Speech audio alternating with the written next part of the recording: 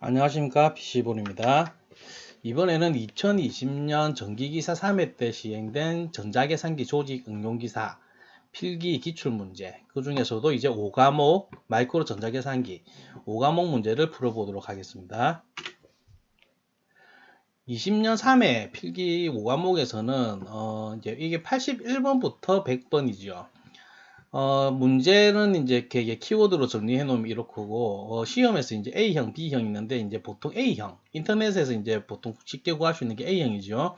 A형이고, 지금 이 문제를 이제 부분적으로 보실 분은 여기 좌표, 이게 이제 동영상 설명란에 링크가 있으니까는 그거를 활용해 가지고, 부분적으로 보실 분은 활용하시면 될 거고, 이 문제는 이제 따로 이 81번부터 100번까지 따로 이제 양식이랑 옆에 메모할 수 있는 공간 만들어서 그런 양식으로 만들어서 PC본 블로그에 있으니까요. 이것도 이제 동영상 설명란에 있을 겁니다. 그 링크 타고 가셔가지고 필요하신 분은 뭐 다운받아서 보시면 되고요. 활용하시면 되고, 지금 20년 3회 문제 뭐 좀 평이합니다. 평이하고 이제 99번 같은 경우에는 문제에 오류가 있었던 것 같아요. 답을 이제 두 개로 처리를 했는데, 이거는 이제 나중에 그걸 살펴보도록 하겠습니다.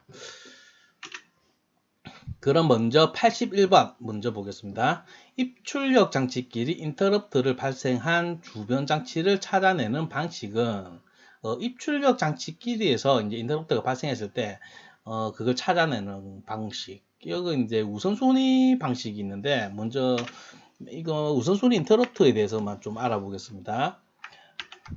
우선순위 인터럽트는 이제 동시에 여러 개 인터럽트가 발생했을 때 먼저 서비스할 조건을 결정하기 위해 각 소스에 우선순위를 부여한 시스템을 말하는데, 크게 이제 폴링 방법과 하드웨어 방법이 있습니다. 폴링이 이제 소프트웨어에 의해서 우선순위를 판별하는 겁니다. 그래서 차례대로 이제 상태, 플래그를 이제 검사를 해가지고 그 소프트웨어적으로 하기 때문에 조금은 CPU에 부하가 좀 있고요.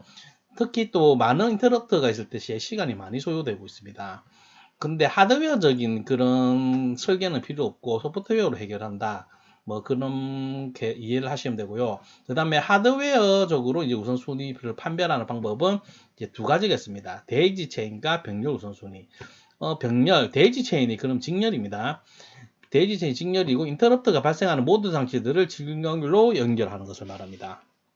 이게 인터럽트가 발생하면 처음에 이제 순위별 순서대로 이렇게 직렬로 연결되어 있어요. 장치들이 이렇게 직렬로 연결되어 있고, 여기에서 이제 인터럽트가 첫 번째 뭐 제일 우선순위 제일 높은 게 이제 직렬로 맨 앞에 있죠. 여기서 이제 이 인터럽트가 발생했다. 그러면은 이제 이거에 관련된 이제 인터럽트 루틴을 두겠지요. 그런데 이거는 멀쩡하다. 그럼 다음 거 보고, 다음 거 보고, 다음 거 보고, 뭐 대략적으로 이렇습니다. 그래서 이제 직렬로 연결할 때 맨 앞쪽에 설치된 게 우선순위가 가장 높다. 그렇게 알고 계시면 됩니다. 가장 높은 게 앞에. 높은 것이 맨 앞에 이렇게 설치되어 있는 게 이제 데이지 체인이고, 병렬 우선순위 방식. 이거는 또 병렬로 그거 되어 있는데, 조직 응용기사에서는 이걸 뭐 크게 다루지는 않고 있습니다. 각 장치를 이제 병렬로 연결해가지고 개별적으로 세트할 수 있는 레지스터를 사용한다. 간단하게 알고 넘어가시면 되고, 자주 나오는 게 이제 폴링과 데이지 체인입니다. 폴링은 소프트웨어, 하드웨어 중에서 직렬로 된 게 데이지 체인이다. 이렇게 알고 계시면 되고, 문제를 다시 볼까요? 입출력 장치끼리 인터럽트. 입출력 장치끼리니까는 폴링 같은 경우에는 여기서 답이 될 수가 없는 이유는요. 폴링은 단순히 그 외부 장치의 인터럽트가 아니라 다른 나중에 다른 문제에서 그 인터럽트의 종류에 대해서 배우게 될 텐데, 자, 잠깐 살펴볼 텐데, 외부 인터럽트, 내부 인터럽트, 그 다음에 소프트웨어 쪽으로 이제 발생하는 것들, 이제 그런 것들을 이제 전부 다 이제 판별을 해서 우선순위를 소프트웨어적으로 그걸 해요. 단순히 이제 입출력 장치끼리의 뭐가의 우선순위를 판별하는 게 아니고, 그런 외부, 내부 그런 인터럽트들, 그런 것들에서 이제 판별하는 거고, 답은 그러면 대지 체인이 됩니다. 이제 하드웨어를 이제 직렬로 연결해 놓고 이게 다 입출력 장치거든요. 여기서 우선순위가 높은 것을 먼저 처리하는 것들. 이런 게 이제 대지 체인이 되겠습니다. 여기서 이제 나머지 것도 조금 알아두면은 마스크 인터럽트는 이제 잘 안 다루고요. 벡터 인터럽트 같은 경우에는 이게 뭘 의미하냐면 인터럽트의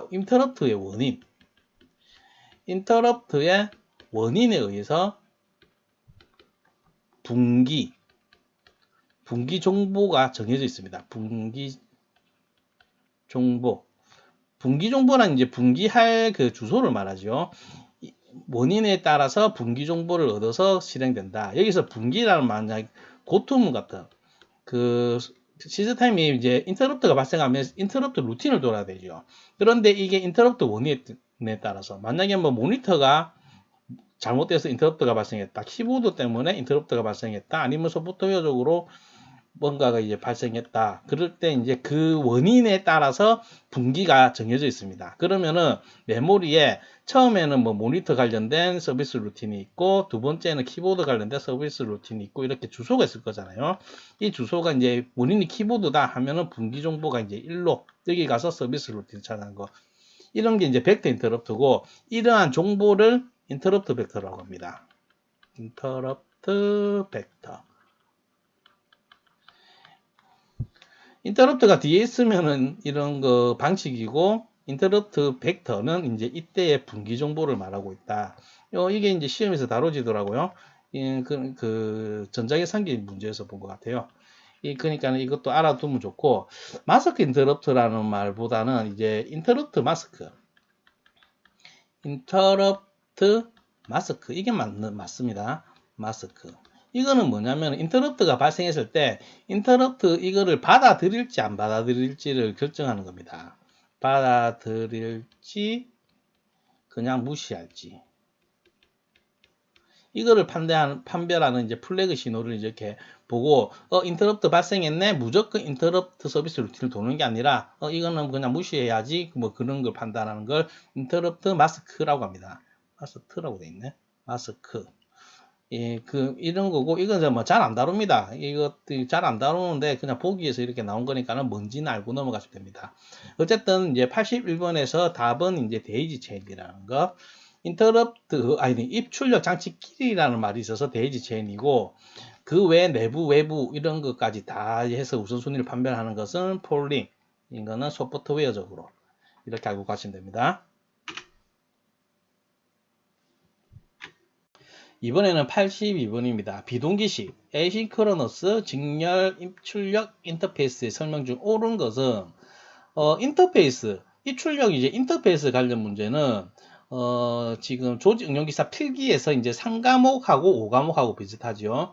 3과목하고 5과목하고 아주 비슷한데 5과목에서 많이 다루고 있고요. 그 다음에 필답형에서는 이제 조직 응용기사와 전자계산기를 비교했을 때 전자계산기에서 인터페이스를 굉장히 많이 다룹니다. 조직 응용기사보다 뭐 아예 안 다룬다는 말 아니고 한 번씩 이제 튀어나오니까는 그래도 알고 있어야 되고 전자계산기 기사까지 이제 시험을 생각하고 계신 분은 좀 중요하게 더 볼 필요는 있습니다.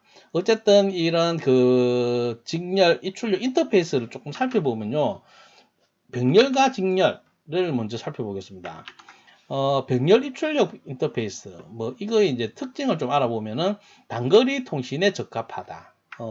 당연하죠. 왜냐하면 병렬은 말 그대로 이제 여러 개의 회선으로 이렇게 전송이 되죠. 이렇게 되면은 이게 이제 장거리가 된다.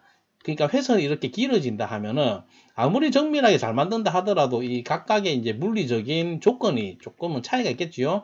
저항이 다를 수도 있고 뭐 굴절률이 다를 수도 있고 이런 오차가 생길 가능성이 높기 때문에 병렬 같은 경우에는 보통 단거리 통신에 적합을 합니다. 그 다음에 고속의 데이터 전송을 할 수 있다. 한 번에 여러 개의 비트가 전송이 되니까는 이것도 당연하죠. 병렬은 무조건 빠릅니다. 그 다음에 이제 전송을 위해 회선이 많이 필요하다. 선이 많이 필요할 것 같다는 게 당연한 소리고요. 병렬 입출력 인터페이스. 여기는 이제 PPI, PIO, PIA 뭐 이런 것들이 있고, 표준은. 그 다음에 이제 직렬 입출력 인터페이스에는 이제 동기식과 비동기식으로 나옵니다. 직렬입니다. 동기식 같은 경우에는 데이터의 동기화를 위해서 별도의 클럭 신호를 전송하고 있습니다. 클럭 신호를 전송을 하는데 비동기식은 이제 뭐 클럭의 동기를 맞출 필요는 없지만은 처음에 데이터가 이렇게 간다. 데이터의 이제 시작과 끝을 알려줘야 되겠죠. 그래서 이제 스타트 신호와 스톱 신호가 이제 필요합니다. 비동기식은. 그리고 이제 동기식은 이제 일반적으로 데이터를 블록 형태로 전송을 하게 됩니다. 블록 단위로. 그래야지 이제 이거 같은 경우에는 시작과 끝을 알리고 있는데 블록은 이제 정의된 단위죠. 설계된 이제 하나의 데이터는 뭐 여기서 뭐 8비트다 이렇게 16비트다 뭐 이렇게 정해놔야지 시작과 끝을 그러니까는 비트가 없으니까 필요가 없게 되겠지요. 그런 의미로 아시면 됩니다. 그 다음에 이제 이거는 이제 동기식이든 비동기식이든 직렬은요 전송을 위한 회선이 적게 필요하다. 이거는 병렬과 비교해서 당연하죠. 선이 하나니까는 회선이 당연히 작게 필요하고 그 다음에 동기식을 이제 표준을 보통 USART 그 다음에 비동기식은 UART 뭐 이렇게 있습니다. 이렇게 있는데 이거를 이제 구분하는 거는 이 S 하나로 보면 됩니다. 이게 싱크로너스 이제 동기식에서는 이제 S가 붙어 있고 이제 비동기식은 뭐 A가 있다. 아예 S가 없다. 이렇게 하시면 되고 이제 동기식은 이제 반이중이고 비동기식은 이제 전이중이다. 이 정도의 특징을 알고 가시면 됩니다. 조직용기사에서는. 그러면 다시 문제로 들어가서 문제에서 묻고 있는 건 비동기식입니다. 그래서 이제 하나씩 살펴보면은 데이터를 블록 단위로 묶어서 전송하는 방식이다. 블록 단위로 묶는 거는 이제 비동기가 아니고 동기식입니다. 동기식의 방법, 특징을 말하고 있고, 그래서 이제 이거 1번은 답이 안 되고, 그 다음에 이제 변복조 장치, 모뎀을 사용해서 사용한 장거리 전송은 불가능하다. 이것도 틀린 겁니다. 이거는 이제 불가능하다 이런 말이 나오면 보통 오답입니다. 답이 될 수가 없습니다. 이렇게 단정적으로 얘기하는 거는 어쨌든 직렬이 아니고 병렬에서는 장거리가 불가능하다 하면 안 되고 장거리가 이제 적합하지 않다. 이 정도로 표현해야 됩니다. 적합하지 않고 그 다음에 3번에 단위 데이터의 전후에는 스타트 신호와 스톱 신호가 필요하다. 이게 비동기식의 특징이죠. 대표적인. 그래서 이제 3번이 답이 되겠고 5번 또 보면은 고속 데이터 전송이 필요한 입출력 장치의 인터페이스. 고속은 뭐랬습니까? 이건 이제 병렬이죠. 병렬 방식의 장점이 됩니다. 병렬. 그래서 이제 답은 이제 3번이 되겠습니다. 이번에는 83번입니다. 테이블 형식의 자료를 처리할 때 가장 유용하게 사용할 수 있는 명령어의 주소 지정 방식은 주소 지정 방식은요, 조직 응용 기사에서도 상당히 중요하고, IT 관련된 이런 시험, 자격증도 그렇고, 굉장히 중요한 부분이니까는, 주소 지정 방식은 조금은 자세하게 공부를 해 놓을 필요는 있습니다. 매번 뭐 새롭게 공부하는 것보다는, 컴퓨터에서 아주 중요한 원리이기 때문에 그렇습니다. 주소 지정 방식은 이번 강의에서는 이제 90번에서도 다루기 때문에 거기서 이제 조금 자세히 보도록 하고 여기서는 이제 지금 나온 부분만 좀 살펴보겠습니다. 일단은 주소표 형식이라고 하는데 보기들을 한번 보면은 먼저 한 개씩 보면은 1번에 이제 relative addressing 이건 이제 상대 주소 지정 방식이죠. 상대 주소 지정 방식이고 이거는 이제 2번은 이제 인덱스 주소 지정 방식, 그 다음에 absolute address, 이거는 절대 주소 지정 방식, 절대 주소. 그 다음에 implied addressing 모드는 이제 이거는 조금 다양합니다. 책마다 번역이 다양한데 암묵적이라든지 암묵적 주소 지정 방식 아니면은 암시적 주소 지정 방식이라든지 내장 방식이라고도 표현을 하기도 합니다. 다 맞는 말입니다. 일단 한 개씩 보면은 상대 주소 지정 방식은 말 그대로 무언가와 더해서 주소를 산출해내는 방식이죠.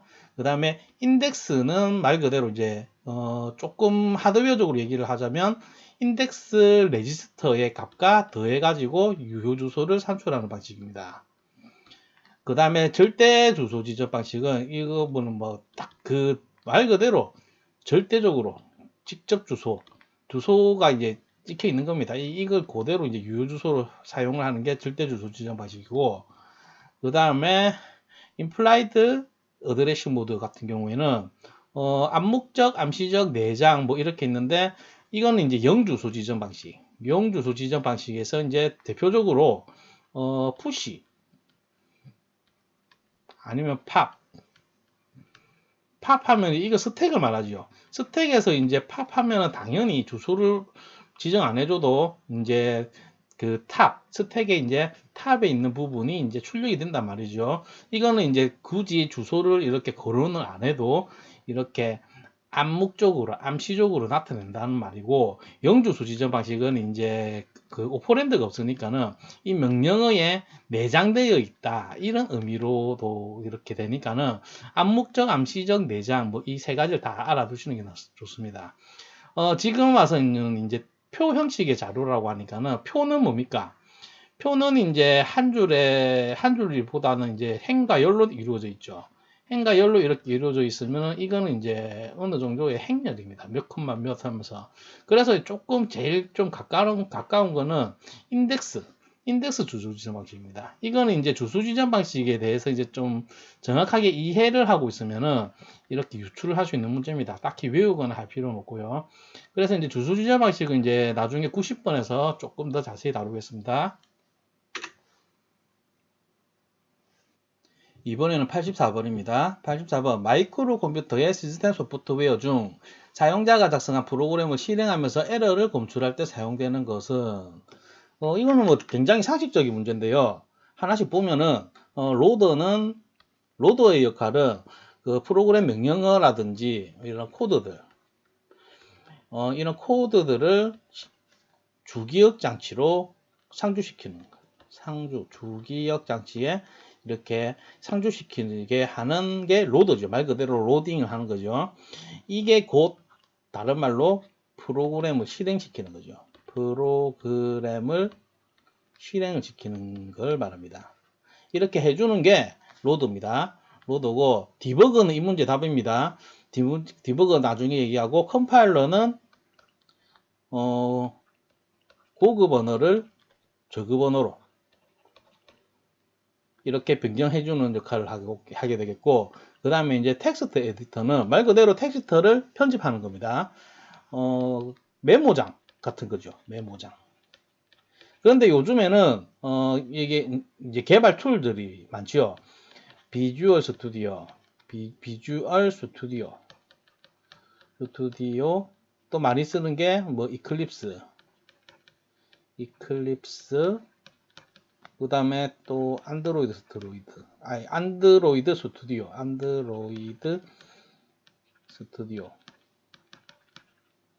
뭐 이런 것들 요즘 많이 쓰고 있죠. 얘네들은 뭐 텍스트 에디터들 기능이 당연히 있고요. 당연히 있고 이제 이런 뭐 로더 컴파일러 이런 거 다 같이 갖고 있죠. 이게 이제 개발 툴들 많이 사용되는 건데, 어쨌든 간에 이거 없어도 메모장과 컴파일러만 뭐 이런 것들만 있으면은 또 코딩이 가능합니다. 어쨌든 뭐 이런 거고, 이제 이 문제의 답인 디버거 설명은 여기 잘 있죠. 그 작성한 프로그램을 실행하면서 에러를 검출할 때 사용되는 거. 이거는 프로그램을 이제 실행을 시키면서 코드 한 라인 이런 식입니다. 이런 식으로 실행시키면서 한 라인 실행하고 확인하고 한 라인 실행하고 확인하고 이렇게 해서 이제 에러를 이제 찾아내는 겁니다. 그 결과만 또 보고 하면은 어디에서 잘못되었는지 알 수 없으니까요. 디버거의 원리는 한 라인 보는 거 이런 겁니다.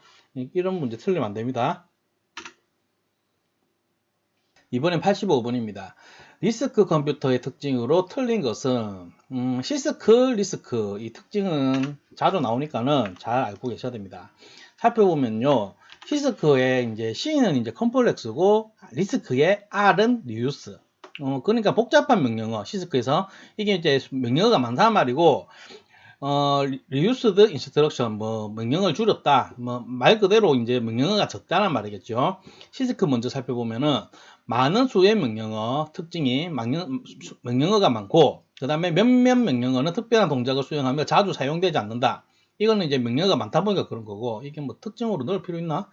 그 다음에 다양한 어드레싱 모드, 가변 길이 명령어 형식, 메모리의 피연산자를 처리하는 명령어 뭐 이렇게 있고, 그 다음에 리스크의 특징을 살펴보면요, 상대적으로 적은 수의 명령어고 상대적으로 적은 수의 어드레싱 모드, 메모리 3조는 이제 로드와 스토어 명령어만 제한되고 있고, 모든 동작은 CPU의 레지스터 안에서 수행됩니다. 그 다음에 고정된 길이의 명령어 형식으로 디코딩이 간단하고요, 단일 사이클의 명령어 실행이고, 또 마이크로 프로그램된 제어보다는 하드와이어된 제어를 이제 채택하고 있습니다.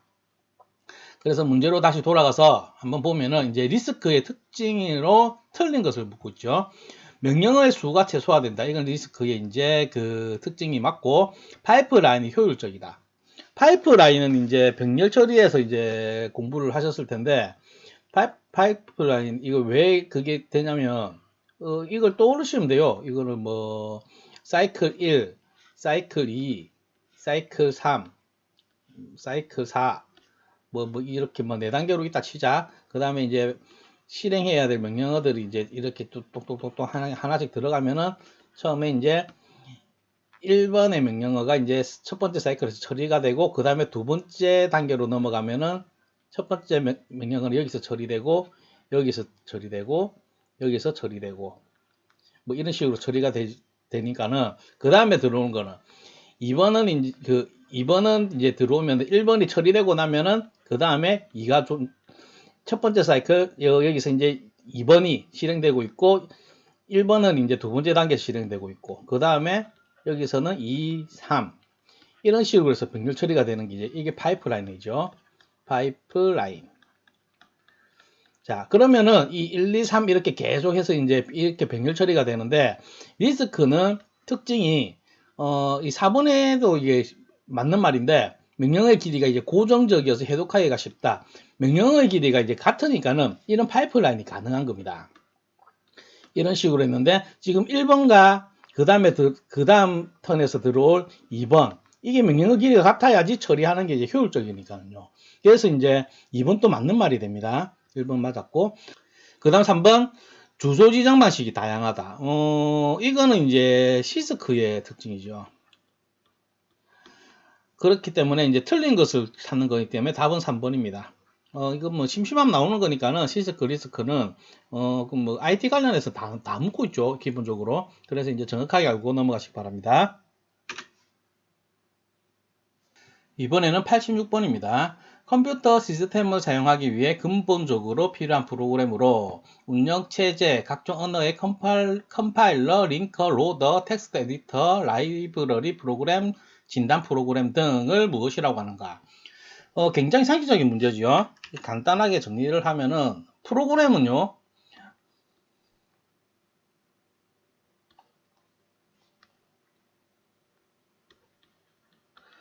프로그램은 크게 두 가지로 나누죠. 프로그램은 이제 시스템 프로그램이 있고, 응용 프로그램, 이렇게 두 가지로 나눕니다. 응용 프로그램. 그래서 지금 이 문제에서 설명하고 있는 거는 이제 시스템 프로그램이 되겠죠. 그래서 답은 2번입니다. 답은 이제 간단하게 풀 수 있고, 어플리케이션 프로그램, 이게 이제 응용 프로그램입니다. 응용 프로그램. 지금은 이제 그냥 어플리케이션 이렇게 부르기도 하고, 줄여서 앱 하죠. 특히 그 스마트폰에서 이런 앱 하는 것들 이제 응용 프로그램을 의미한다. 응용 프로그램은 시스템 프로그램이 아닌 모든 것입니다. 여기서 이제 문제에서 잘 정의가 되어 있는데, 대표적으로 운영체제, 그 다음에 이제 컴파일러라든지 링커, 로더, 텍스트 에디터, 아까 좀 봤죠. 그 다음에 그게 포함되어 있는 라이브러리 프로그램, 진단 프로그램 같은 것들 전부 다 이제 시스템 프로그램이라고 하고, 그래서 이제 3번, 4번 또 살펴보면요, 이 프로그램은 이제 문제 해결 프로그램이라고 하고, 문제를 해결하는 프로그램이다. 이름 그대로 문제가 생겼을 때, 이거는 이제 시스템 프로그램의 한 종류입니다. 이렇게 되고, 이제 매크로 프로그램은 상황에 따라서 이제 좀 의미가 조금 다르기도 한데, 일반적으로 매크로라고 하면은 이제 반복적인 작동을 계속하는 것을 이제 매크로 프로그램이라고 합니다. 그래서 이제 이게 어셈블리어 그 공부하는 부분에서 매크로 많이 등장하지요. 뭐 시연에도 나오는데, 뭐 한 개 이제 자주 반복적으로 계속 사용하는 그런 동작을 이렇게 딱 정의를 해놓고 필요할 때마다 이렇게 호출하는 이게 이제 발전해서 이제 함수가 되죠. 함수. 매크로가 발전해서 이런 개념입니다. 어쨌든 이제 이것도 이제 86번도 좀 상식적인 문제였습니다. 이번에는 87번입니다. DMA 관련된 문제인데, DMA에 대해서 조금 살펴보겠습니다. DMA는 이제 외부 장치, I/O, 입출력 장치를 전송을 하는 데 있어서 방식 중에 하나죠. DMA 굉장히 자주 나오니까는 정확하게 알아야 되고, DMA는 다이렉트 메모리 액세스, 말 그대로 메모리에 직접 접근하는 걸 말합니다. 그래서, CPU를 크게 공유하지 않고, 물론 제어는 CPU가 맡고 있습니다. 그런데 이제 직접적으로 메모리 액세스를 해서 CPU의 부담을 많이 줄여주는 게 이제 DMA입니다. 그 외에 이제 CPU의 부담을 아예 이제 간여가 필요 없는 거는 이제 채널이 되겠죠. 채널은 이제 따로 프로세서 가지고 있고, 어쨌든 DMA를 살펴보면은, DMA는 이제 크게 두 가지가 있습니다. 하나는 이제 DMA 대량 전송 방법, 이제 부스트 트랜스퍼라고 하는데, DMA 제어기가 이제 메모리 버스를 제어하고 있는 동안에 여러 개의 메모리 워드로 구성된 블록이 지속적으로 전송이 된다. 보통 고속의 장치를 위해서 이제 사용되는 게 이제 부스트 트랜스퍼 방식입니다. DMA. 그 다음에 또 자주 나오는 게 사이클 스틸링이 있습니다. 사이클 스틸링은 DMA 제어기가 한 번에 한 데이터 워드를 전송하고 버스의 제어를 CPU에게 이제 돌려준다. 따라서 CPU는 DMA 전송을 위해 자신의 동작에 대한 지연이 거의 없고 단지 한 번에 하나의 메모리 사이클 DMA에 뺏기게 된다. 그러니까는 CPU 클럭 중에서 동작 중에서 한 클럭만 뺏어가지고 전송에 의해 쓰는 것. 이게 이제 사이클 스틸링입니다. 그래서 이제 사이클 하나 훔친다. 말 뜻 그대로 그렇게 되는 거고, DMA의 구조를 한번은 보면은 이렇습니다. 지금 여기가 이제 CPU고, 이게 메모리고, 이게 I/O 장치입니다. 주변 장치. 그 다음에 이제 이거는 이제 DMA 컨트롤러. 이렇게 구성이 되어 있고, 전송할 때는 이제 이게 이제 주변 장치가 램에 직접 액세스를 해서 데이터를 주는데, 데이터를 보내기 전에 DMA 리퀘스트, 이제 데이터를 보내도 돼요 하고 이제 이 컨트롤러에 이제 신호를 보냅니다. 그러면 이 컨트롤러는 CPU의 허락을 또 받아야 돼요. CPU에 이제 인터럽트를 걸죠. 인터럽트를 걸어가지고, 야, 전송하려고 한다 하면은 이제 이게 이제 다시 응답을 합니다. 전송해라 하면은 이제 오케이 하면은 이제 그때부터 이제 전송을 하게 됩니다. 이제 전송을 어떻게 하냐에 따라서 이제 아까 전에 봤던 부스터 트랜스퍼라든지 사이클 스틸링 방식이 있겠죠. 아무튼 여기서 이제 전송이 이루어지게 되는데 직접적으로 이렇게 전송이 이루어집니다. 그래서 이제 보통 전달하는 거는 뭘 전달하냐? 그러니까 컨트롤러가 CPU한테 전달하는 것은 이제 먼저 인터럽트 신호지요. 처음에 이거를 이제 허락받기 위해서 이런 게 있고, 그 다음에 이제 허락을 받고 난 후에는 이제 리드 데이터, 이제 라이트 데이터, 이제 쓰는 동작인지, 그 다음에 읽는 동작인지 쓰는 동작인지 그런 제어 신호와 함께, 그 다음에 주소는 이제 여기서 어떤 주소에 이제 저장을 할 건지 뭐 그런 거겠죠. 그 다음에 데이터는 이제 여기서 나오는 데이터는 직접적인 데이터가 아니라 보통 워드 카운터입니다. 그러니까는 허락을 받을 때 만약에 내가 뭐 1메가를 이제 전송을 하겠다 램으로, 그렇게 하면은 이제 시작과 끝을 알아야 되니까 CPU는. 그래서 이제 워드 카운터를 이렇게 살립니다. 이게 전송이 끝났냐 안 끝났는지. 다 되고 나면, 카운터 끝나고 나면 다 됐네 해서 어쨌든지 간에 CPU의 통제하에 어느 정도 있게 됩니다. 물론 전송 중에는 간여를 안 하게 되지만은. 그래서 이런 신호들을 이제 주고받고 하는 게 이제 컨트롤 버스, 그 다음에 이거 이제 제어 신호 버스죠. 데이터 버스, 어드레스 버스 이렇게 있습니다. 이게 이제 시스템의 3대 버스입니다. CPU는 이 3대 버스로, 이것도 한 번씩 나오니까는 기억하십시오. 제어 버스, 데이터 버스, 주소 버스, 이렇게 이게 시스템의 3대 버스고, 이걸로 CPU는 램하고도 소통을 하고, 이제 이런 주변 장치라든지 컨트롤러라든지 이런 것들하고 이제 신호를 주고받게 되겠죠.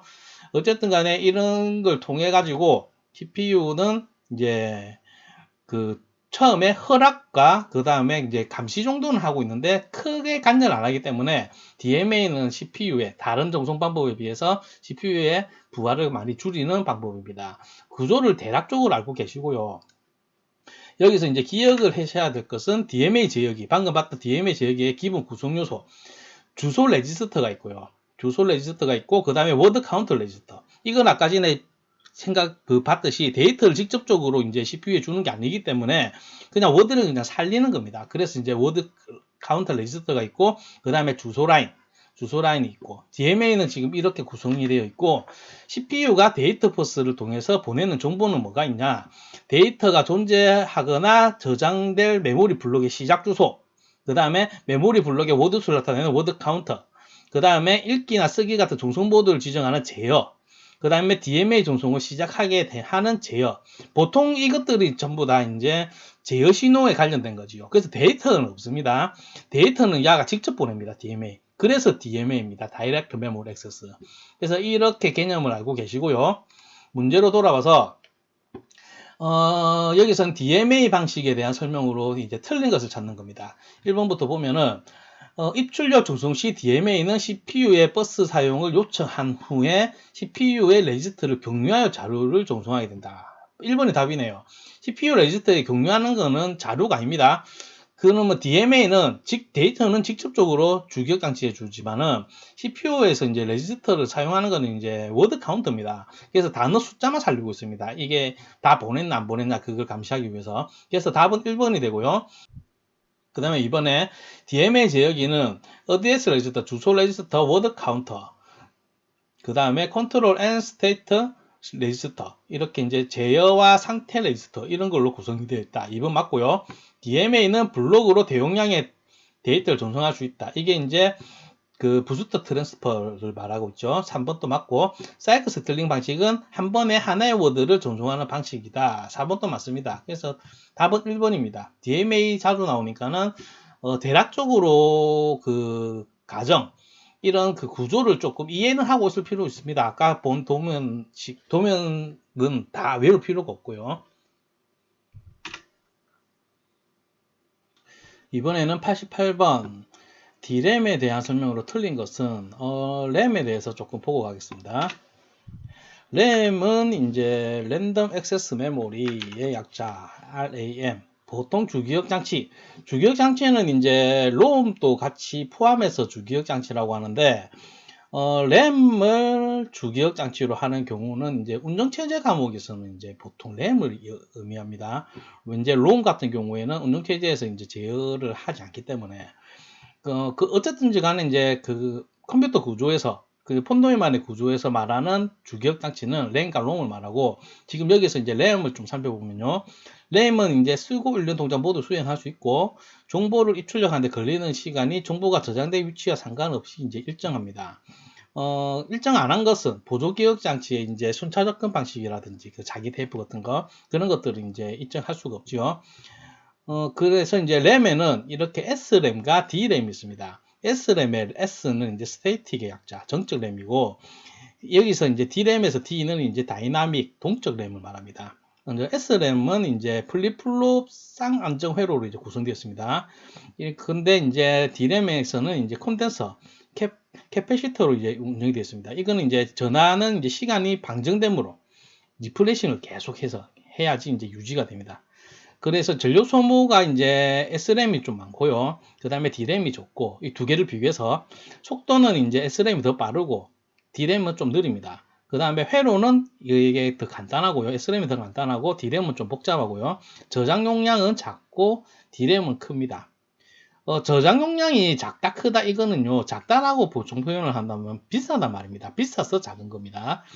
어쨌든 간에 이제 SRAM이 좀 더 비싼 편이고, SD램은, 여기서 이제 SD램에서 S는 이제 싱크로너스 약자입니다. 이거는 이제 D램이 조금 더 업그레이드가 된 건데, D램의 그 메모리 안에 이제 셀, 그 다음에 IO, 그 다음에 메모리 컨트롤러가 동기화되어 있는 게 이제 SD램이라고 보시면 됩니다. 그래서 다시 문제로 돌아와서 이 D램에 대한 설명으로 이제 틀린 것은 찾고 있는데, 읽기 전용 메모리다. 이건 롬을 의미하지요. 램은 읽기 쓰기 다 됩니다. SRAM이든 D램이든. 그래서 답은 1번입니다. 나머지도 좀 살펴보면요. 리프레시 회로가 필요하다. 이제 이거는 이제 컨덴서 계속 이렇게 리프레시를 해줘야 된다고 했죠. D램은. 그래서 2번 맞고, 가격이 저렴하고 전력 소모가 적다. 이거는 이제 이 문제를 왜 이렇게 만드는지 모르겠어요. 어쨌든 이거는 이제 S랑과 비교했을 때 말입니다. 가격이 저렴하고 그래 한다. 이 가격이 이제 싸다 비싸다는 기준이 있어야지. 뭐 이 문제를 이렇게 만들어. 어쨌든 이제 경제성이 뛰어나서 주기억 장치로 많이 사용되고 있습니다. 어쨌든 답은 이제 1번입니다. 이번에는 89번입니다. ADDB라는 인스트럭션의 형식은 무엇인가? 명령어 형식을 묻는 문제는 일단 가장 심플하게 생각을 하면은 이제 오퍼레이션의 이제 그거 개수지요. 그러니까 이제 명령어는 오피코드가 있고 여기서 이제 오퍼랜드로 구성이 되죠. 오퍼랜드. 근데 얘가 이제 한 개냐, 두 개냐, 세 개냐 이렇게 돼서 이제 이게 3주소 명령어, 3주소, 2주소, 1주소 이렇게 되겠죠. 그 다음에 여기서 이제 오퍼랜드가 아예 없다. 이거는 이제 0주소고요. 그래서 지금 여기서 보면은 ADDB니까는 오퍼랜드가 한 개죠. 오퍼랜드가 한 개니까는 이제 1주소죠. 1주소 명령어죠. 그래서 답은 1번입니다. 간단하게 풀 수 있는 문제인데 조금 더 살펴보면은 여기서 이제 자료 자신 인스트럭션 얘는 이제 0주소를 말합니다. 0주소를 말하고 0주소에서는요 예를 들면은 뭐 이러겠죠.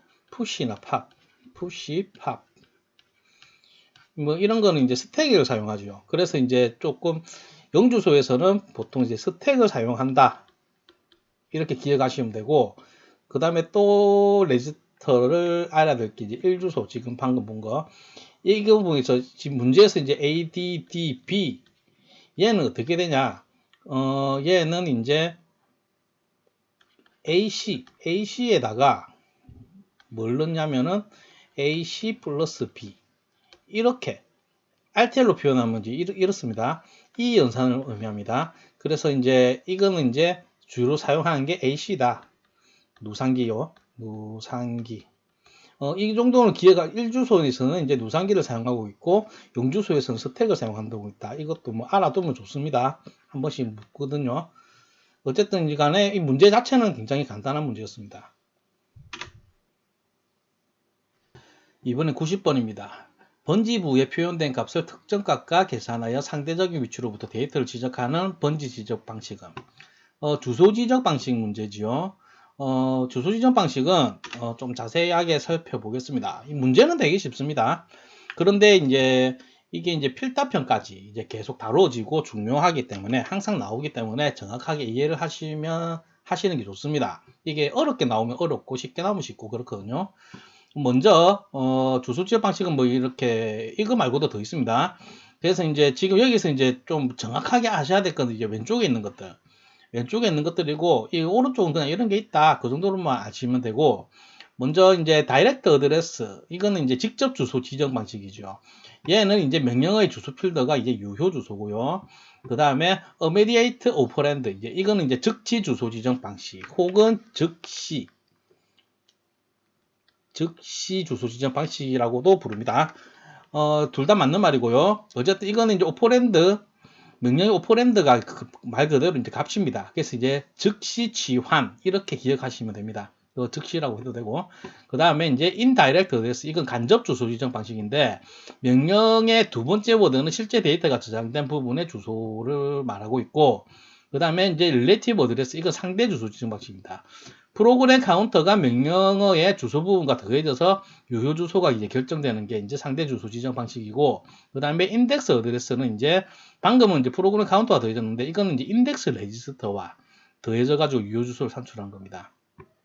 그래서 이제 뭐 베이스 어쩌고저쩌고 레지스터 어쩌고저쩌고 나오면 그건 이제 베이스 레지스터와 더해져서 이제 산출하는 거 이거 뭐 간략하게 알고 계시면 되고 그 외에는 이제 이런 레지스터 모드, 레지스터 인다이렉트, 오토 인크리트먼트, 오토 디크리트먼트 이거 보면은 대충 알 거지요. 레지스터 모드는 말 그대로 레지스터에 있는 내용을 유효주소로 하는 거 뭐 그런 겁니다.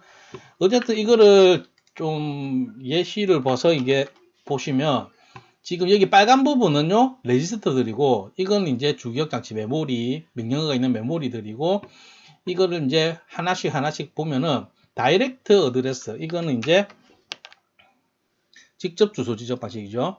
직접 주소 지정 방식일 때, 지금 명령어는 지금 여기에 걸쳐 있습니다.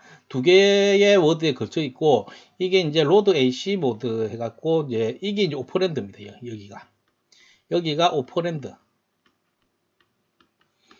그래서 이제 이게 이제 이런 말이죠. 로드 해가지고, 여기에 이제 오퍼랜드에 500 이렇게 있는 상황입니다.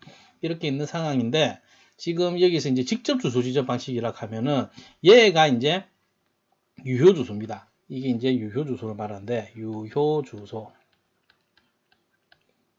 말하는데, 이게 이제 500입니다. 그러면은 유효 주소랑 실제로 쓰이는 주소, 그래서 500에 있는 800이 값입니다.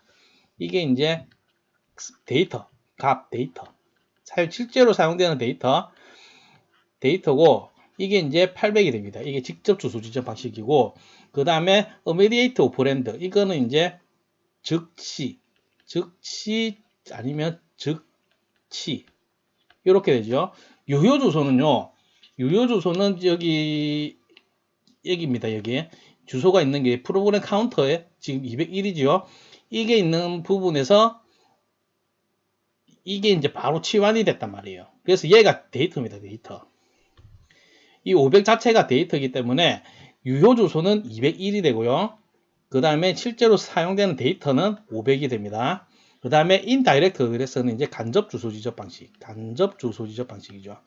간접 주소 지정 방식은 지금 여기 이 500에 있는 게 값이 아니라 얘가 주소가 됩니다. 유효 주소가 되죠. 유효 주소가 800이니까는 실제 데이터는 800에 있는 300이 값입니다. 이게 이제 간접 주소 지정 방식입니다. 막 시연에서 포인터 생각하시면 됩니다. 어쨌든 간접 주소 지정 방식의 유효 주소는 800이고요. 유효 주소는 800이고 실제로 쓰이는 데이터는 300이 되겠고, 그 다음에 relative 상대 주소 지정 방식. 상대 주소 지정 방식은 프로그램 카운터에서 이제 얘를 더하지요. 그럼 프로그램 카운터 값이 얼마냐? 이거를 명령어를 읽고 나면은 프로그램 카운터를 1 증가해서 202를 나타냅니다. 그래서 202와 이 500을 더하면은 702가 되죠. 유효 주소는 702가 됩니다. 그래서 702가 되고 702에 있는 얘가 데이터가 됩니다. 그래서 데이터는 325. 그 다음에 이제 인덱스 어드레스 모드. 이거는 이제 그 인덱스 레지스터가 지금 여기 있죠. 100이죠. 100이기 때문에 지금 이 오퍼랜드와 인덱스 어드레스 그 레지스터에 있는 거를 더해주면은 600이죠. 그게 유효 주소가 되고 그 유효 주소에 있는 값 900이 데이터가 됩니다. 이렇게 해서 이거 직접 해보시면서 이거는 정확하게 이해를 하고 계시는 게 좋습니다. 그래서 이제 지금 여기 나온 이런 정리들로 그냥 외워가지고 이렇게 기억하시는 것보다 솔직히 실제로 문장이 좀 되게 다양하게 나오거든요. 그리고 나중에 필답형에서 복원 문제 보고 막 공부하시는데 복원 문제 정확하지 않습니다. 새로 막 나온 문제는요, 그냥 복원하는 사람이 예전 거 그냥 그대로 그냥 갖다 쓰니까 비슷한 거, 문장이 실제로 볼 때 많이 다르게 나와요. 그래서 이해를 하고 있는 게 제일 중요합니다.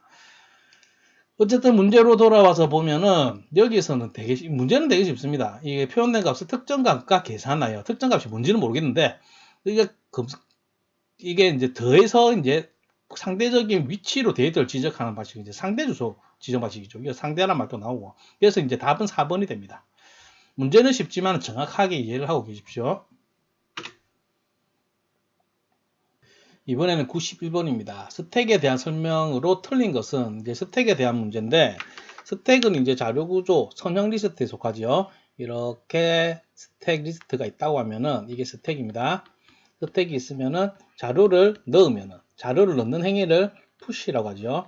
넣으면 이제 자료가 이렇게 쌓여갑니다. 이렇게 하고 이제 이게 출력을 하는 것을 이제 팝이라고 하죠. 자, 이렇게 되면 이제 출력할 때는 맨 위에 있는 게 이제 출력이 됩니다. 그래서 이렇게 쌓여간다. 그래서 이제 스택이고요. 출력을 시킬 때는 맨 마지막에 입력이 됐던 게 이제 출력이 되겠죠. 그래서 이거를 last in, 마지막에 입력된 것이 먼저 출력된다. first out. 이렇게 해서 LIFO 리스트. 이게 이제 스택의 다른 이름입니다. LIFO 리스트가 이제 스택입니다. 그래서 이런 구조를 갖고 있다 보니까는 우리가 이제 프로그램이 돌아갈 때 이제 서브루틴을 호출한다. 서브루틴을 호출을 하면은 이제 서브루틴을 이렇게 실행이 되겠지요. 그런데 이제 나중에 이 서브루틴이 끝나고 나면은 복귀를 해야 되기 때문에 복귀 주소를 이렇게 저장을 해야 되겠죠. 그런데 이제 서브루틴에서 이렇게 실행이 되다가 또 서브루틴을 또 호출이 될 수도 있습니다. 이렇게 하다가 이제 근데 복귀는 이 서브루틴이 끝나고 나면은 복귀를 할 때는 나를 호출했던 루틴으로 복귀를 하고 얘도 복귀를 할 때 나를 호출했던 곳으로 이제 복귀를 하게 되죠. 그래서 이제 이 복귀할 주소를 갖고 있어야 되는 구조는 스택으로 하는 게 제일 적절합니다. 가장 마지막에 입력한 게 출력되는 거. 이게 마지막에 나를 호출한 루틴의 주소를 가지고 있으니까요. 그래서 이런 구조로 되어 있다. 알고 가시고요. 그 다음에 이게 문제로 돌아와서 스택에 대한 설명으로 틀린 것은 1번 서브 루틴 호출 시 복귀 주소가 저장된다. 저장할 때 사용된다. 뭐 이런 식으로 하면 좋은데 뭐 이것도 뭐 문제가 조금 성리가 없지요. 어쨌든 1번 맞는 말입니다. 이번에는 이제 스택은 이제 선입 선출. FIFO는 이제 먼저 들어오는 게 먼저 출력된다. 그 한마디로 아까 전에 보여준 거하고는 다르지요. 이렇게 입력이 되고 나서 출력을 할 때는 이제 먼저 들어온 게 출력이 된다. 이거는 이제 Q를 말하죠. Q. 그래서 이제 틀린 것은 답 2번입니다. 답은 2번이 되겠고 나머지도 보면은 스택 포인터에 의해 가장 최근에 들어온 데이터의 주소가 지시되어진다. 스택 포인터는 이제 이게 팝이 아니고 탑. 이게 이제 꼭대기를 탑이라고 부르거든요. 스택의 TOP. 얘를 이제 스택 포인터라고 합니다. 스택 포인터 레지스터. 스택 포인터 레지스터입니다. SP. 레지스터에 이제 이 탑의 주소를 가지고 있습니다. 그 다음에 스택의 데이터를 저장하기 위해서는 푸시 명령을 사용한다. 이것도 맞는 말입니다. 그래서 이제 좀 스택은 이 정도는 상식입니다. 91번의 답은 2번이 되겠습니다. 이번에는 92번입니다.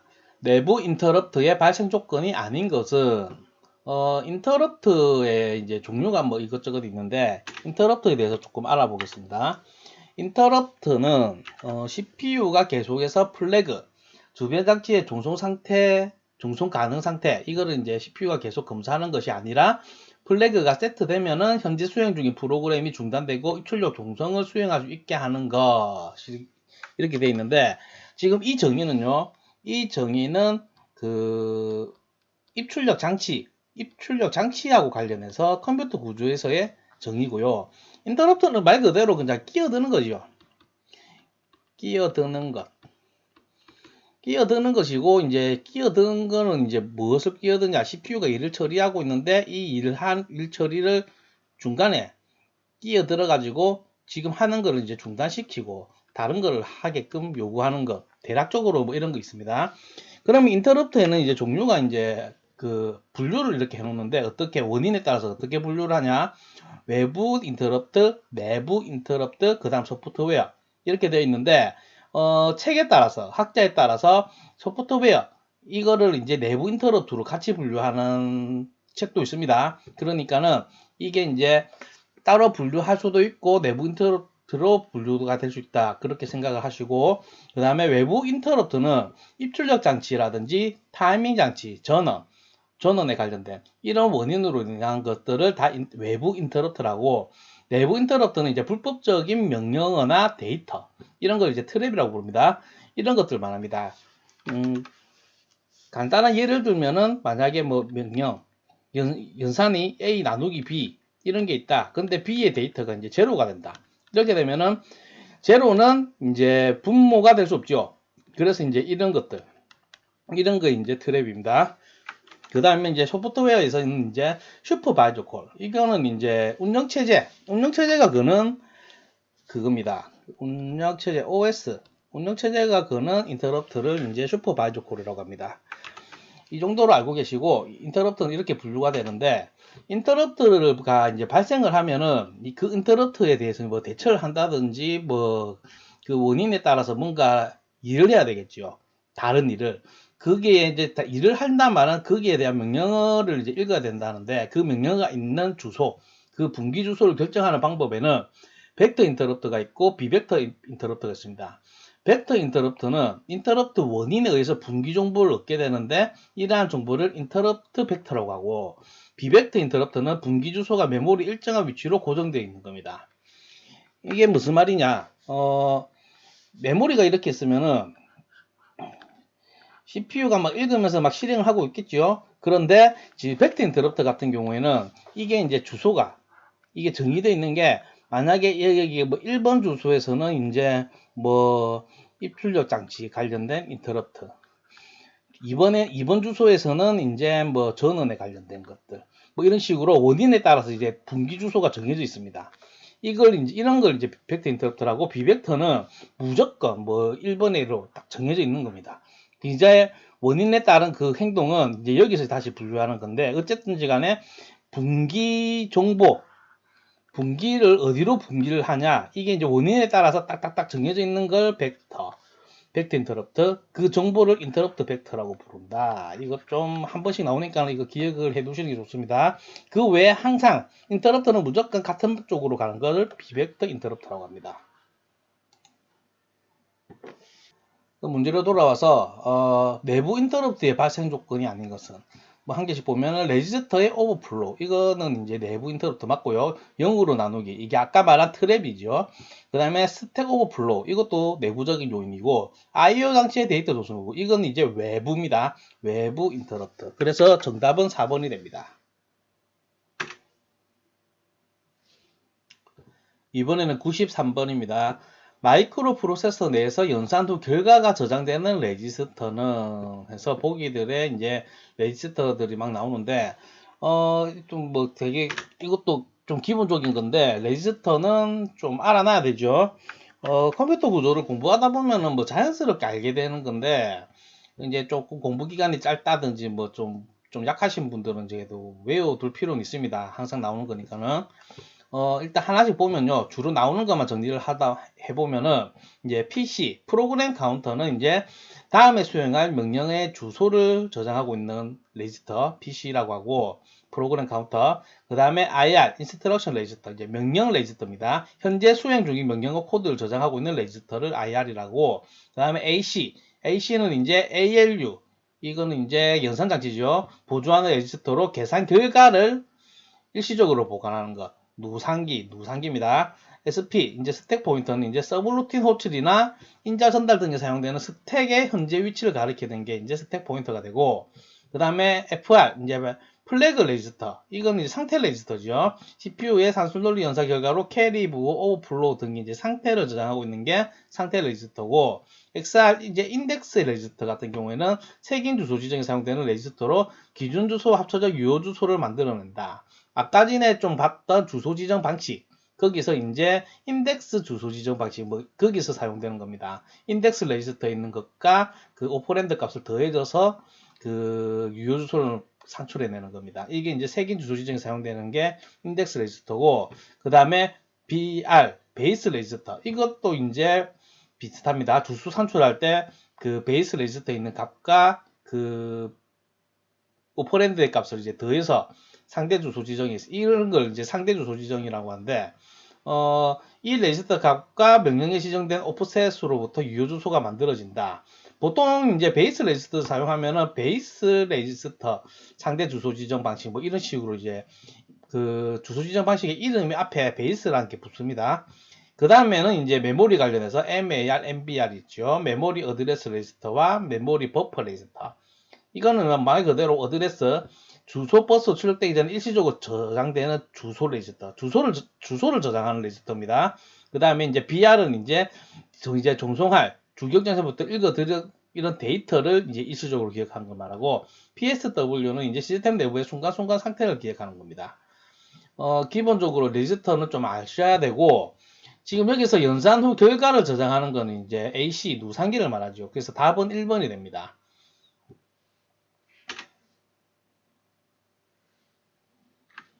이번에는 94번. 메모리맵 IO에 관한 설명 중 틀린 것은, 입출력 장치 이제 제어 방식에 따른 특히 이제 어떤 관점이냐면은 주기억 장치를 어떻게 점유하냐, 거기에 관련한 분류를 한번 살펴보겠습니다. 입출력 장치 제어 방식, 이렇게 메모리 관련해 가지고 주기억 장치를 어떻게 이제 점유하냐에 따라서 이제 메모리 맵드 IO와 아이솔레이트 IO가 있습니다. 메모리 맵드 IO는 이렇게 주기억 장치가 이렇게 있으면요, 입출력에 관련된 공간을요, 그 주기억 장치가 같은 공간에서 이제 이렇게 점유를 하고 있습니다. 그래서 이제 CPU가 입출력 데이터 전송을 메모리에서의 데이터 전송과 같은 명령으로 수행을 할 수 있고요. IO 전달 명령과 메모리 전달 명령은 이제 같습니다. 기억 장소상의 주소와 입출력 주소를 특별히 구분하지 않고 명령어 활용 면에서는 이제 아이솔레이트 입출력에 비해서는 유리합니다. 일단은 다른 데이터가 이제 같은 데서 쓰다 보니까는 이제 종속 명령이라든지 뭐 이런 것들이 이제 일반적인 명령어와 이제 같은 맥락에서 사용이 된다고 보시면 되고, 아이솔레이트 IO는 이제 일반적으로 이제 입출력 장치를 위한 공간이 따로 마련되어 있습니다. 주기억 장치를 따로 점유해서 사용하고 있고, 어떤 면에서는 이제 마치 운영체제 때 배운 커널처럼 그렇게 점유를 하고 있을 때도 있습니다. 물리적으로 같은 공간에 있을 수도 있습니다. 어쨌든 간에 그냥 이제 따로 이제 독립적으로 이제 있다고 생각하시면 되고, 별개의 IO 명령을 사용하고 있고, 메모리 공간이 이제 충분히 이제 넓게 확보를 하고 있겠죠. 입출력 장치들의 주소 공간이 주기억 장치 주소 공간과 별도로 할당이 되고 있습니다. 어쨌든 이렇게 메모리 점유에 의해서 그 기준에 대해서 이렇게 두 가지로 분류가 될 수 있고, 지금 이 문제에서는 이제 메모리 맵 IO, 그러니까 주기억 장치랑 같이 사용하고 있죠. 그래서 이제 그 설명이 이제 틀린 것은 IO 전달 명령과 메모리 전달 명령은 같다. 이 맞고요. 같은 명령을 쓰고 있습니다. 그 다음에 기억 장소상의 주소와 입출력 주소를 특별히 구분하지 않는다. 같은 공간을 사용하고 있으니까. 그 다음에 3번에는 기억 장소의 주소 범위는 인터페이스 주소 할당에 영향을 받지 않는다. 당연히 영향을 받지요. 같은 주소 공간을 사용하고 있으니까는 주소 범위도 이제 이렇게 같은 곳을 사용하고 있습니다. 그래서 이제 틀린 것이니까는 답은 3번이 되겠고요. 4번도 한번 확인해 보면, 명령어 활용 면에서는 아이솔레이트 입출력에 비해서 유리하다. 맞습니다. 같은 명령어를 사용하고 있으니까는 또 새로운 명령어를 이렇게 정의를 할 필요가 없습니다. 어쨌든 이제 94번은 이렇게 3번이 되겠습니다. 이번에는 95번입니다. ALU의 기능에 대한 설명 중 틀린 것은, ALU는 이제 CPU의 구성 요소 중 하나지요. CPU의 주요소를 보면은 먼저 이제 제어 장치, 컨트롤, 제어 장치가 있고요. 제어 장치. 그 다음에 레지스터 셋, 레지스터 뭐 세트 해도 되고 집합 해도 되고, 이거는 이제 에리스트메틱 로직 유닛은 이제 산수 논리 장치, 직역을 하면 이렇게 되고, 그냥 뭐 연산 장치 이렇게 부르기도 합니다. 간단하게 연산 장치. 이 각각의 기능은요, 이 레지스터 집합 얘네들은 당연히 이제 기억을 하는 역할을 하고 있죠. 기억을 하고 있고, 제어 장치는 제어 신호, 제어 신호를 보내는데 사이클, CPU가 뭘 할지, 뭐 읽어 드릴지, 아니면은 이제 저장을 할지, 아니면은 이제 여러 가지 제어 신호들을 뭐 보내면서 이제 컴퓨터가 이제 CPU가 이제 어떤 동작을 해야 되는지 이런 신호들을 이렇게 만들어내겠죠. 그 다음에 ALU 같은 경우에는 말 그대로 그냥 다 연산만 합니다. 어떤 연산이든지 간에 이제 산술 연산이든 논리 연산이든. 어쨌든 95번에 이제 보기들을 보면요, ALU의 기능에 대해서 틀린 거, 가산한다, 아주 기본적인 연산이죠. 산수죠 이거는.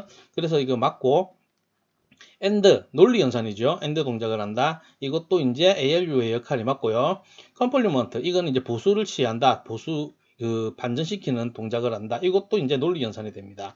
그런데 PC 프로그램 카운터 1만큼 증가시킨다. 이건 이제 의미가 뭐냐면은 다음 명령어의 주소를 이제 프로그램 카운터 레지스터에 넣는다. 순서대로 이렇게 명령을 읽어 드리니까요. 그래서 이제 이런 동작은 제어 신호입니다. 제어 신호. 제어 신호고, 이거는 이제 컨트롤 유닛에서 하는 일이지요. 그래서 이제 답은 이제 4번 틀린 거니까는 답은 이제 4번이 되겠습니다. 이번에는 96번입니다. 동시에 여러 개 입출력 장치를 제어할 수 있는 채널은 해서 이제 채널에 대해서 조금 알아보겠습니다. 문제 자체는 쉬운데 채널은 중요하니까요.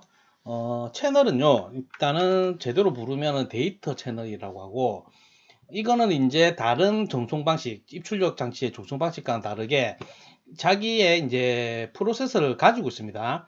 그러니까 CPU의 부하를 아주 안 주게 되죠. DMA 같은 경우에는 CPU와 CPU의 제어가 조금은 있지만은 이거는 이제 자기 자체가 IOP라는 프로세서가 있기 때문에 얘네들이 이런 이제 주변 장치들을 이렇게 관리를 하고 있습니다. IO 버스를 통해서. 그러면은 이거는 이제 채널은 입출력 장치와 직접 통신하는 프로세서를 이제 데이터 채널이라고 부르고 DMA 제어기와는 달리 IOP 고유의 명령어를 패치하고 실행시킬 수가 있습니다. 명령어가 이제 따로 있습니다. 그리고 이제 IBM에서는 이거 데이터 채널을 그냥 채널이라고 부르고 있고, 채널의 종류에는 이렇게 세 가지가 있습니다. 멀티플렉서 채널, 그 다음에 셀렉터 채널, 블록 멀티플렉서 채널 이렇게 있는데, 멀티플렉서 채널은 이제 느린 속도의 장치에 연결되며 다수의 입출력 장치를 동시에 운영하는 걸 말하고, 셀렉터 채널 같은 경우에는 이제 한 번에 하나의 입출력 동작만을 다루고 보통 하나의 고속 장치를 이제 관리하고 있습니다. 그 다음에 블록 멀티플렉서 채널 같은 경우에는 멀티플렉서와 셀렉터 채널의 특징을 합친 것으로 다수의 고속 장치를 연결하여 한 번에 한 블록을 전송하고 있습니다. 멀티플렉서는 한 번에 한 바이트입니다. 그래서 이제 보통 키보드 같은 거 입력을 하죠. 멀티플렉서는 일반적으로 이제 키보드 같이 이제 그 전송량이 작은 거, 느려도 되는 거, 키보드가 느리다기보다는 이제 한 번에 한 바이트만 정상되니까는 이런 것들 사용하는 게 이제 멀티플렉서고, 이걸 이제 구분을 하면은, 이거는 이제 다수, 멀티플렉서 채널은 다수고 느리고, 그 다음에 셀렉터 채널은 동시에 여러 개는 안 됩니다. 그런데 이제 전송 후에 이제 셀렉터니까는 다른 장치로 바꿀 수는 있어요. 하지만 이제 보통 하나의 고속 장치입니다. 고속 장치. 그 다음에 이제 블록 멀티플렉스 채널 같은 경우에는 다수의 고속 장치입니다. 그래서 이 특징을 좀 이렇게 특징을 구분하고 계시면 좋습니다. 그럼 문제로 돌아와서요. 이 문제에서는 이제 여러 개의 입출력 장치니까 이제 멀티플렉스 채널 아니면은 블록 멀티플렉스 채널일 텐데, 블록 멀티플렉스 채널은 없고요. 그래서 답은 1번이 되겠고요. 답은 1번인데 여기 나오는 레이저드 채널, 이거는 이제 듣도 보도 못한 겁니다. 이런 건 없고, 직렬 채널, 이것도 뭔지 모르겠고요. 심플렉스 채널, 이거는 이제 단방향 통신이죠.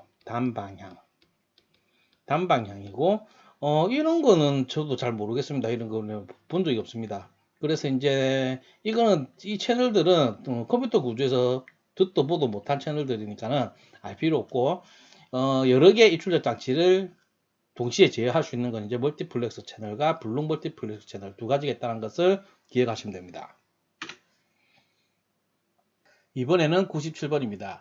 가상 메모리에 관한 설명 중 옳은 것은, 일단은 이제 가상 메모리에 대해서 이제 간략하게 보면요.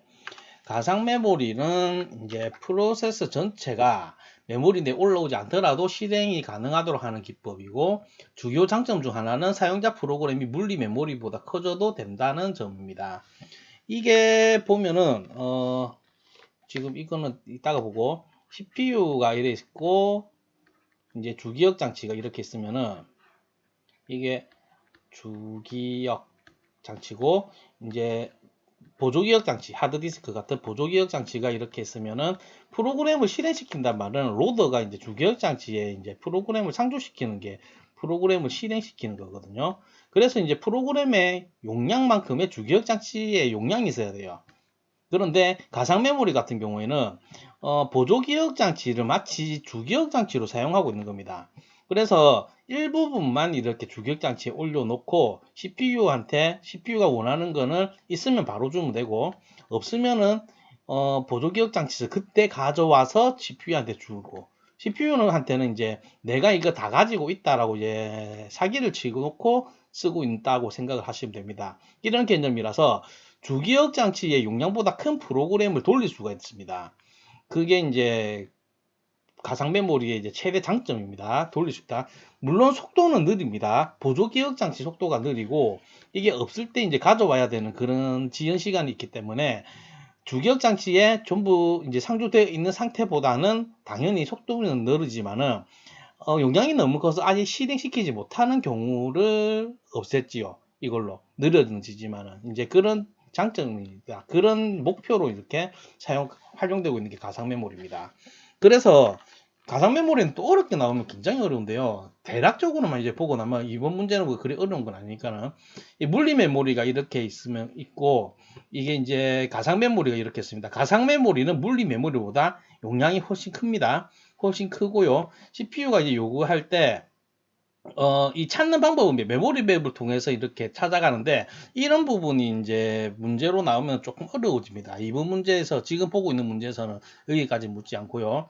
그런데 이제 그 물리 메모리 CPU가 요구하는 게 이제 데이터가 물리 메모리에 없으면 이제 가상 메모리에서 가져와야 되겠죠. 가상 메모리에 있는 무조건 다 있고 가상 메모리 무조건 있지만은 주기억 장치 없는 거는 이제 가져오게 됩니다. 이런 보조기억 장치에서 가져오고 원래 있던 거는 내놔야 됩니다.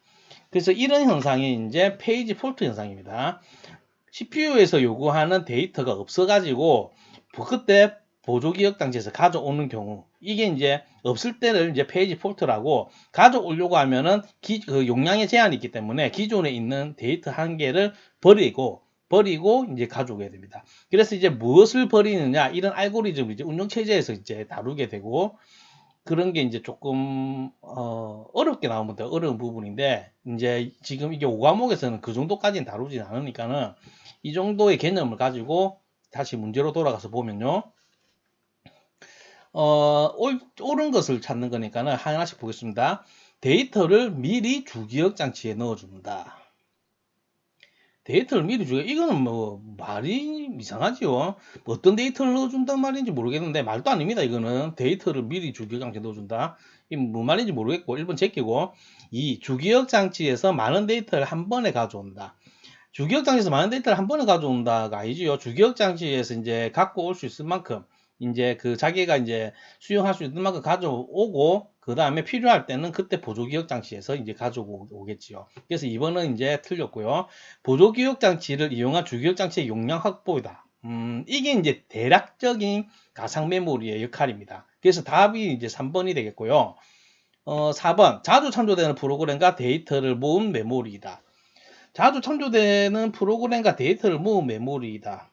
이건 아까 전에 이제 페이지 폴트 현상이 안 일어났을 때, 그러니까 기존에 이제 물리 메모리에서 가지고 있는 거는 당연히 페이지 폴트를 줄이기 위해서 자주 사용하는 것. 이게 워킹셋이라든지 이런 이제 알고리즘이 존재하기를 하는데, 그런 기법을 사용해서 이제 가능하면 페이지 폴트가 안 일어나게끔 하는 거거든요.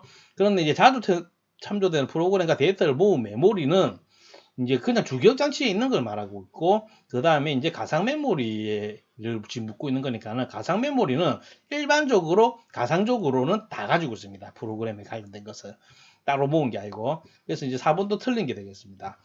방금 말한 이제 페이지 폴트 이제 자주 쓰는 거 이제 올려놓는 것 이런 기법은 이제 캐시 메모리에서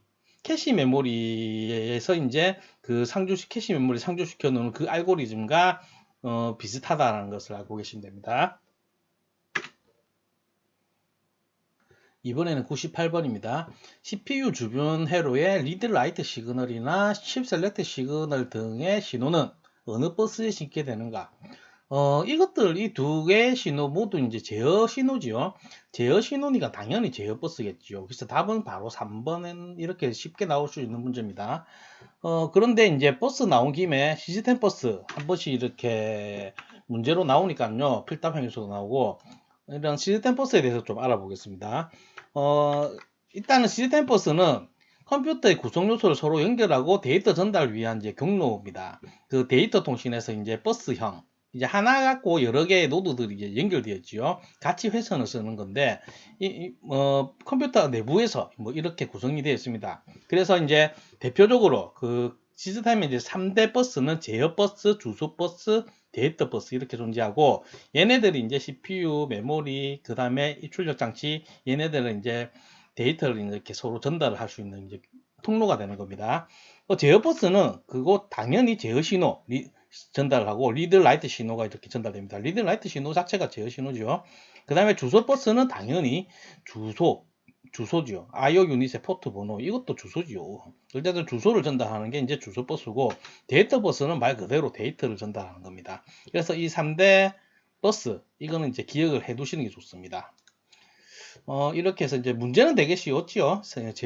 제어 신호를 어느 버스에 실느냐, 뭐 당연히 제어 버스고, 자료 버스 이건 뭐 데이터 버스 같고, 주소 버스, 보조 버스는 뭐 보조적으로 쓰는 건가? 이건 잘 모르겠습니다. 저도. 어쨌든 간에 이거 1번, 2번, 3번 이 세 개는 이제 시스템의 3대 버스 기억을 해 주시면 좋습니다. 이번에는 99번입니다. CPU 간여 없이 주기억 장치와 입출력 장치 사이에서 입출력을 제어하는 것은 이 문제는 이제 오류가 있는 문제입니다. 그래서 답을 1번, 2번 두 개를 정답 처리를 해줬다고 하는데 일단은 문장이 너무 부실해요. 문장은 너무 부실한데 일단은 이 문제는 그냥 뭐 자세히 알 필요는 없습니다. 채널과 DMA에 대한 개념은 이 앞전 문제에서 다 설명을 조금 들었으니까는 뭐 그 정도로 충분하다 보고 이 문제 같은 경우에는 이제 다시는 출제 안 될 문제니까는 오류가 있는 문제여서 좀 너무 부실한 게 CPU 간여 없이 이렇게 돼 있는데 일단은 채널은요 간략하게 얘기하면 채널은 이제 아까 전에 봤지만은 IOP라는 이제 프로세스를 가지고 있죠. 얘네들이 이제 주변 장치들을 이제 이렇게 다 관리를 하고 있습니다. 관리를 하고 있고 해서 CPU가 가에 간여가 없다라고 말할 수가 있고 DMA 같은 경우에는 아까 DMA 살펴봤지만은 DMA 제어기겠죠. DMA 제어기가 있는데 얘네가 이제 CPU 아까 전에 이제 CPU한테 이제 인터럽트 걸어가지고 이제 뭐 허락 받고 해갖고 이제 실제로는 이제 이 데이터가 주기억 장치에 직접적으로 이제 이렇게 데이터를 종용하는 게 이제 DMA의 간략한 이제 개념 아닙니까? 이게 이제 데이터 버스로 되어 있고. 그래서 이거를 제가 볼 때는요, 99번의 출제자의 의도는 정답이 이제 1번이죠. 1번. CPU 간여 없이 당연히 채널이지요. 그런데 이게 이제 DMA가 이제 1번, 2번 두 개를 정답 처리를 해준 이유는 아마도 어떤 교수님이 쓴 책에서 DMA를 정의하는 데서 CPU 간여가 없다라고 적었을 수도 있어요. 그래도 그거를 이제 전체적인 문장으로 볼 때는 이제 이렇게 간여가 적다가 맞을 건데 이 특정 문장에서 이제 CPU 간여 없이 직접적으로 전송을 한다 이렇게 뭐 적어버리면은 그걸 근거로 들어대면은 이제 산업인력공단에서는 어쩔 수 없지요. 이제 책으로 나온 거니까는 전공 서적에 그렇게 돼 있으니까는 아마 그런 좀 전체적인 맥락을 따지지 않고 하나의 문장에 근거해 가지고 어쩔 수 없이 답으로 인정을 해 줬을 거라고 생각이 들어요. 제 생각에는. 어쨌든 DMA는 CPU에 간여가 별로 없지만 간여가 없는 것도 아니고 엄밀하게 얘기하면 솔직히 채널도 CPU 간여가 없을 수가 없지요. 컴퓨터 안에서 이게 CPU가 이제 센트럴 프로세서 이제 중앙 처리 장치인데 CPU가 전혀 간여를 안 할 수는 없습니다. 뭐든지 간에. 근데 채널 같은 경우에는 이제 야가 이제 IOP란 걸 가지고 있고 DMA 같은 경우에는 그래도 이제 허락도 받아야 되고 인터럽트도 걸어야 되고 그 다음에 이제 카운팅을 해갖고 우리 다 받았습니다. 알려도 줘야 되고 뭐 이런 거 있기 때문에 CPU 간여가 있어요. 엄밀히 말하면은. 그래서 이제 그거를 이제 생각을 하고 문제를 출제했는데 어떤 책에서 뭐 이런 문구가 있겠죠. 그래서 이제 답은 이제 1번, 2번 두 개 다 처리됐다고 하는데 출제자의 의도는 1번이었던 것 같고 뭐 문제 자체가 솔직히 부실합니다. 이 CPU 간여 없이 이렇게 단정적으로 말하기는 어렵습니다. 채널도 솔직히. 그래서 이 문제는 그냥 뭐 채널이 어떤 거다, DMA가 어떤 거다 명확하게 이렇게 하면 되고 그 다음에 뭐 인터럽트에 의한 입출력, 프로그램에 의한 입출력 뭐 이 부분은 좀 보면 CPU에 부담을 많이 주는 게 이거지요. 프로그램에 의한 입출력. 이거는 이제 CPU가 계속 상태 플래그를 계속 확인하는 경우고 인터럽트 같은 경우에는 CPU가 상태 플래그는 이렇게 안 하고 있는데 이제 입출력 장치, I/O 장치가 이제 이렇게 전송을 할 일이 생기면은 인터럽트를 걸어버리는 그런 원리죠. 뭐 이렇게 대략적으로 알고 계시면 됩니다. 이번에는 이제 마지막으로 이제 100번입니다. 특정한 비트만 0으로 하기 위한 연산은 뭐 이게 무슨 말이냐면은 여기 나오는 이제 OR, AND, EXOR 보수 이 다시죠 이게 이거는 이제 어떻게 부르냐. AND 연산은 이제 마스크 연산이라고 부르고요. OR은 이제 셀렉티브 셋, XOR은 컴페어, NOT은 이제 컴플리먼트 뭐 이렇게 부릅니다. 이런 이름을 기억하고 계시는 게 좋습니다. 왜 이렇게 부르냐? 일단 AND부터 살펴보면은 마스크라는 말은 뭘로 이제 싹 고정시킨다 뭐 이런 뜻이 있어요. 마스크. 그 마스크 이제 얼굴에 쓰는 그 마스크도 있지만은 그런 뜻도 있지만은 어떻게 하냐? 뭐 X가 1010이라 X하고 AND 연산을 하는데 이 AND 연산을 하는 이 P 연산자를 만약에 0000이라고 해보자. 이렇게 했을 때 AND 연산을 해보면 1010과 0000을 AND 연산을 하면은 무조건 0000이 됩니다. 이렇게 무조건 0으로 만들 수가 있어요. 이렇게 왜냐하면 AND 연산은 이제 두 개가 같이 1일 때만 1이니까요. 그래서 이거를 활용을 해서 특정 비트 만약에 오른쪽에서 두 번째 비트만 0으로 만들고 싶다. 그러면 얘만 0으로 하고 나머지 다 1로 해버린다. 이렇게 해버리면은 이거를 1, 1, 0, 1 이렇게 됐을 때 얘를 연산을 하면은 1, 0, 0, 0 이렇게 되죠. 그래서 이제 무조건 이 고른 세 번째 비트 왼쪽에서 세 번째 비트 얘만 이제 0으로 만들고 싶다면 이렇게 AND 연산을 해버리면은 그 원하는 특정 비트를 0으로 만들 수가 있는 겁니다. 그래서 AND는 이렇게 사용이 되고 그 다음에 이제 OR 연산 같은 경우에는 셀렉티브 셋 이제 셋의 의미가 이제 1로 만든다 이런 뜻이 있거든요. 선택한 거를 1로 만들고 싶을 때입니다. 그래서 OR 연산 또 X와 OR 해서 이제 만약에 이제 0000을 한다 치자. 그러면은 X가 1010이니까는 1010 0000 얘네들을 OR 연산을 해버리면은 그대로 나옵니다. 왜냐하면은 둘 중에 하나만 1이면은 1이 되니까는요. 그런데 여기서 이제 특정 값을 1로 만들 수가 있어요. 이 셀렉티브 셋 이 의미처럼 만약에 내가 이제 맨 오른쪽에서 첫 번째 얘를 무조건 1로 만들고 싶다. 그러면은 이제 OR 연산 이렇게 해버리면은 얘의 연산 결과는 1, 1, 0, 1 해서 내가 원하는 제일 오른쪽 비트는 무조건 1로 만들고 싶을 때 이렇게 OR 연산을 하면은 이제 셀렉티브 셋 연산이 되죠. OR은 이렇게 활용이 됩니다. 그 다음은 뭐 XOR은 이제 둘 중에 하나만 1이 되면 되니까 이제 컴페어 이렇게 뜻이 되고 NOT은 무조건 보수하니까는 뭐 당연히 컴플리먼트 이렇게 됩니다. 어쨌든 뭐 이런 명칭은 알아두면 좋고요. 이 네 가지. 이 100번 문제는 이제 간단하게 이제 AND 연산 이렇게 뭐 쉽게 풀 수 있습니다. 2020년 3회 5과목 문제를 이제 다 풀어봤습니다. 뭐 좀 평이했어요. 평이하다기보다는 또 쉬웠습니다. 쉬웠으니까는 뭐 가볍게 푸시고 5과목이 어려울 때는 되게 어렵고 쉬울 때는 되게 쉽고 그런 것 같아요. 그런데 쉬운 경우가 더 많은 것 같으니까는 3과목 따로 이제 3과목을 열심히 하면은 5과목은 뭐 거저 먹는 거다 뭐 이렇게 생각하시면 되는 것 같아요. 그래도 이제 필담력까지 걸쳐가지고 중요한 부분이니까는 꼼꼼히 보시는 게 좋습니다. 수고하셨습니다.